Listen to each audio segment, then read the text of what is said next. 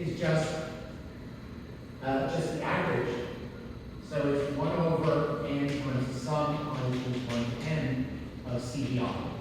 So CVI is the ith measurement. I do measurements, I do 1n measurements. I just add them up and divide by. That gives me the average value.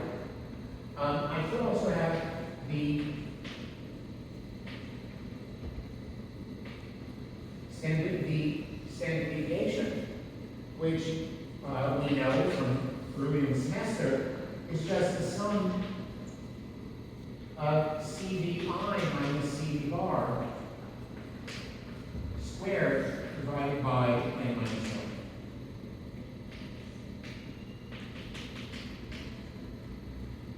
So we already spoke about that earlier in the semester. That's just the standard deviation.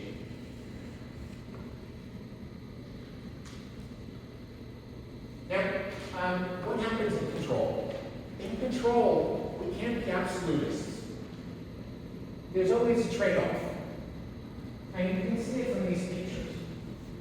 If I have a very slow response, so I have a very slow rise time. So let's look at a slow response. So this is the goal, set point. And if that's the set point, if I have a very slow response, this is T.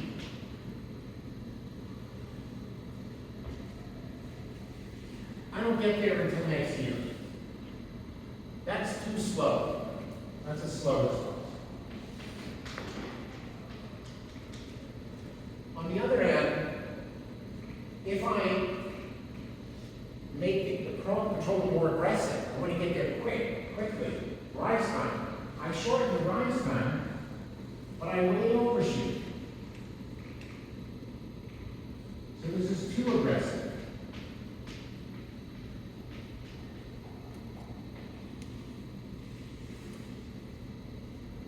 So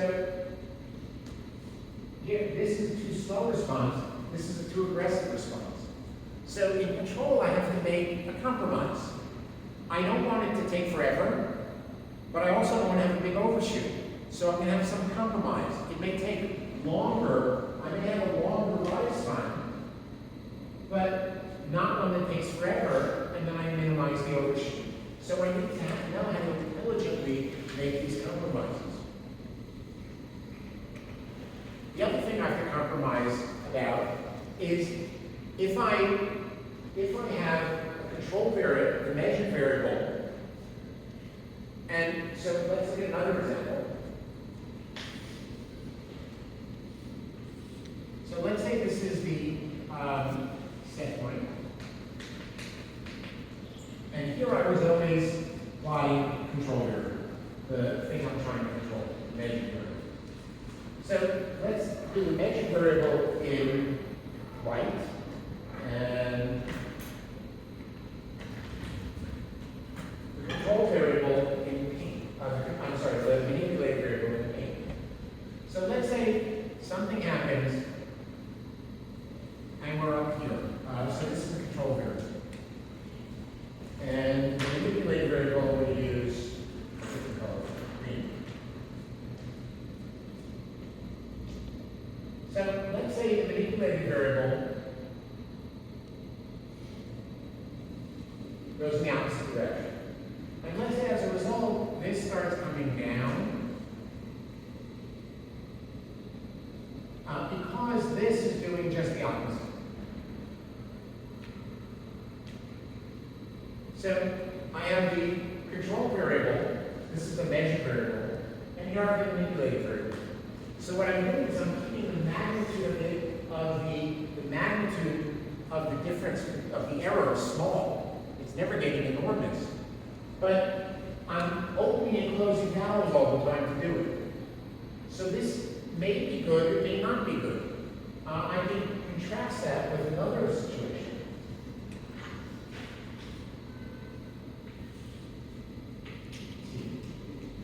So we're at the control variable, so here's the set point. Control variable, where this goes way up. And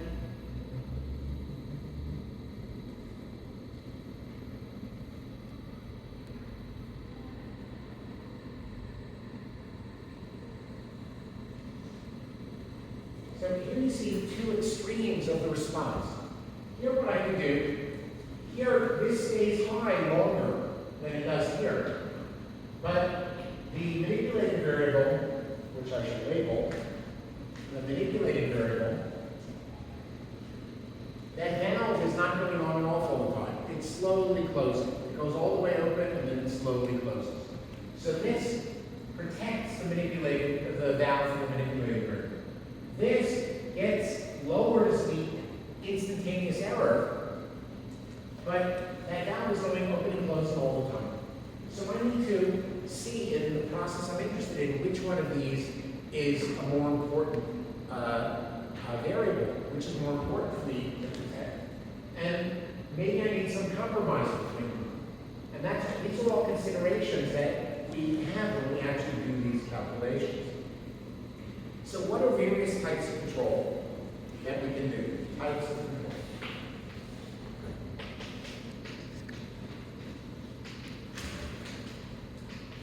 One, none. No control. That's called praying. Pray. So first type of control is no control, and I just pray that nothing goes wrong. I wouldn't bet my job on that unless the system is super stable. A second type of control is called manual control. And that's what you have in the shower. You don't have an automatic control system in your shower. What you do is when it gets too hot, you turn the cold water up and the hot water down. Or other way around, you do the opposite. So that's manual control. What's the good side of manual control? If you're good at it, you get what you want. The bad side is you constantly have to pay attention. What you would like is it to be automatic. Now, when I did a postdoc, I did my postdoc in Germany, and they're very good at mechanical things in Germany. I remember I stayed in the place where I did my postdoc. When I got there, they put me out. They had a little 5-room motel in the institute I was in. So I got to stay in the motel, in this little motel. It was the first time I had been out of the country, really. I go into the motel, I go into the shower, and instead of setting the hot water with the cold water, you set the temperature and had a little controller in there. And that I thought was wonderful. There were two dials, one for the volume of the flow rate and one for the temperature. Not hot and cold, volume and temperature. And I set the temperature, I didn't have to worry about it. If there was a problem with the heat from the boiler, it compensated automatically. And it was much easier to take a shower than here in the United States, and it wasn't that complicated. They had a real automatic controller. So I prefer the automatic controller to the manual control. And this is sort of standard in Switzerland and in Germany. It should be here too. The next kind of control is like the boiler, on-off control. Sometimes called bang-bang control. Your boiler turns on and turns off. And the problem with that is sometimes you get oscillations. It gets too hot, the boiler turns off. It gets too cold, the boiler turns on. Is it still working? Yeah, it is. It might get. I'm almost done. So you get oscillations. If you try to decrease the magnitude of those oscillations by lowering the temperature where the boiler will go off and raising the temperature where the boiler is going to go on, then the boiler is constantly going on and off, and you could break the boiler or break the control on the boiler. So on-off is a simple control system, but it can have problems. And basically, you're usually stuck with oscillations or too rapid on and off the cycle. Finally, there's continuous control. Finally, there's continuous control.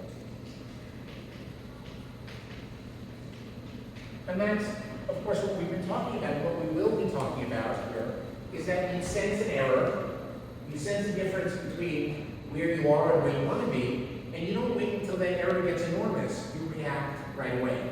And that's continuous control. And the type of control that we're going to focus on, which is the classic, is called PID control. P for proportional. So part of the reaction is instantaneously proportional to the instantaneous error.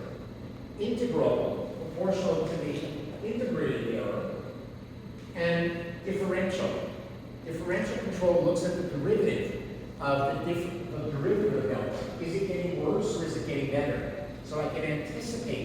things get a lot worse, I can anticipate. And we're going to talk a lot about the ID controller. Finally, the fifth type is emergency control.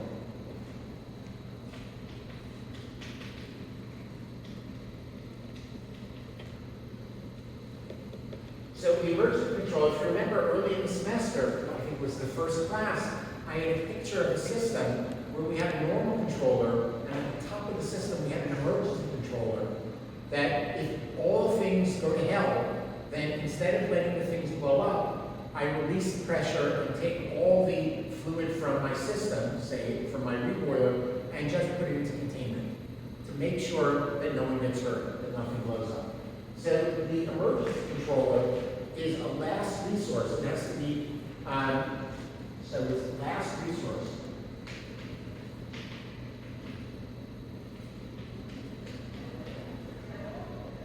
And it has to be very reliable.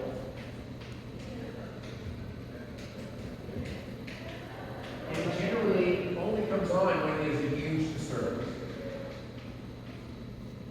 When there's a huge, what's the word I want to use? A huge upset in the system. Something goes horribly wrong, the other controllers aren't working, and that's for protection. So these are the 5 types of control that we generally have, and we're going to spend the next few weeks talking about continuous control. Are there any questions on that? Okay, this was all sort of chit chat today. Notice I didn't write a single equation. This is very unusual. Well, it's a sort of equation. That'll change, but you needed to get this introduction because this is a clear dividing line. This is the border between Russia and Ukraine.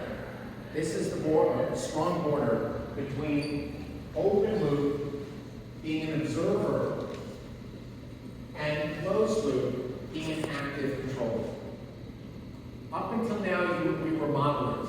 Starting today, we are control engineers.